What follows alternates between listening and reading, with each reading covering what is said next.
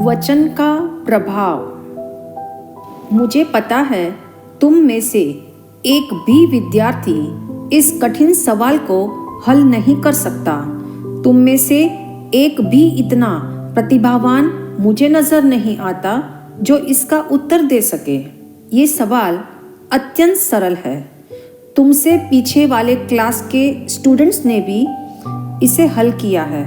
मुझे विश्वास है पलक झपकते ही तुम सब इसका उत्तर देने में समर्थ हो। मुझे लगता है एक भी विद्यार्थी इसमें असफल नहीं होगा। रशिया की यूनिवर्सिटी में एक एक्सपेरिमेंट दौरान दिए गए ये 2 सुझाव है। पहला सुझाव, सुनने वाले 15 विद्यार्थियों की प्राण ऊर्जा इतनी शिथिल हो गई कि उनके हाथ पैर ढीले पड़ गए और उन्होंने स्वीकार कर लिया यह हमसे नहीं होगा। दूसरे 15 विद्यार्थियों ने उसी सवाल को तत्काल हल कर दिखाया। एक ही सवाल, एक ही कक्षा के विद्यार्थी और एक ही शिक्षक, किंतु शब्दों का प्रभाव सर्वोपरि सिद्ध हुआ। चूंकि शब्द मस्तिष्क की ऊर्जा को जगाते हैं। सचमुच मनुष्य के शब्द का असर कितना व्यापक है, इसका स्पष्टीकरण प्रसिद्ध लेखक शैला ऑस्टेंडर ने अपनी पुस्तक psychic powers behind iron curtain में विविध ढंग से किया है। भारत की धरा पर तो हर संत, पंथ एवं ग्रंथ ने शब्दों के प्रति सावधानी का बिगुल बजाया है। उनका कथन है, शब्दों को सद्भाव का पोषण दो और बोलने से पूर्व अपने सजग प्रहरी बनो। जो वाणी के पोषक और संरक्षक तत्व को जान लेता है उसकी बोली सदा महाप्रभावी सिद्ध होती है। याद रखना, मतलब के शहद से घुले शब्द कभी कल्याणकारी नहीं बनते।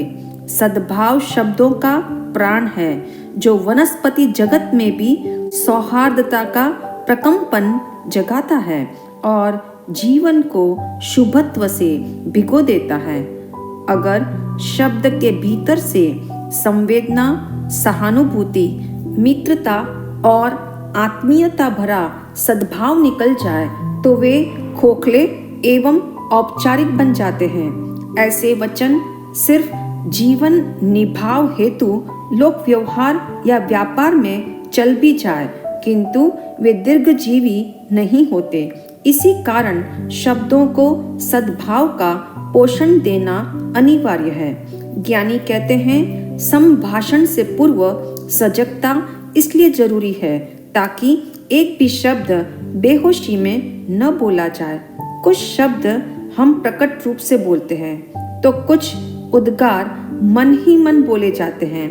शब्दों का मानसिक रटन भी प्रभावशाली देखा गया है। मंत्र, जाप, साधना आदि इसके कल्याणप्रद उदाहरण है तो बड़बड़ाना, बद्दुआ देना, अभिशाप देना ये इसका दुष्प्रभाव है। फलतः हर हालत में सेल्फ कंट्रोल जरूरी है, वरना सुप्रभाव को दुष्प्रभाव में फेर बदल होते देर नहीं लगती। हर क्रिया पर शब्दों का गहरा असर है। यद्यपि वचन जड़ है, किंतु वे भावाभिव्यक्ति का सक्षम माध्यम बनते हैं। इतिहास साक्षी है, युद्ध की भेरी सुनकर दल दल में फंसा बूढ़ा हाथी कीचड़ से बाहर निकल आता है। वीर रस का संगान एक कायर योद्धा को भी युद्ध के लिए तैनात कर देता है। दीपक राग का गान दीपकों को प्रज्वलित कर देता है तो मेघ मल्हार राग से वृष्टि हो जाती है। एक वैज्ञानिक ने प्रयोग हेतु बंद कमरे में इलेक्ट्रोड वायर से बंधी कुछ क्यारियां रखी थी। शब्द की ध्वनि से होने वाले प्रकंपन का प्रभाव जांचने हेतु यह टेक्निकल प्रयोग किया जा रहा था।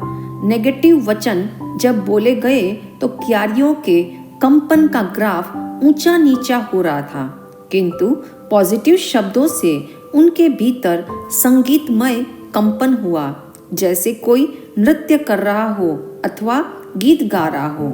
स्पष्ट है, यह वैज्ञानिक तथ्य है कि मात्र मनुष्य पर ही नहीं, पशु पक्षी से लेकर वनस्पति जगत पर भी ध्वनि का प्रभाव पड़ता है।